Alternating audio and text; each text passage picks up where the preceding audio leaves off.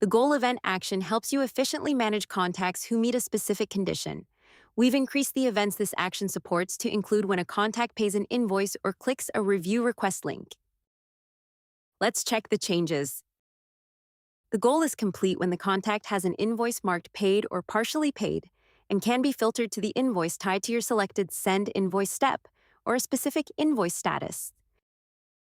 The goal completes when the contact clicks a review request link across any channel. You can filter this event to include only limited channels or review links. Setting these goal events follows the same pattern as existing ones, but in case you aren't familiar with the goal event action, follow along to learn more about it. Head to the Workflows tab inside the Automation section and create or edit a workflow. Add a goal event step in your workflow. Choose Invoice Paid or Review Request Clicked, then set your filters. Choose what happens if the contact reaches the goal step before the event occurs, then save the action. Once done customizing, simply save your workflow.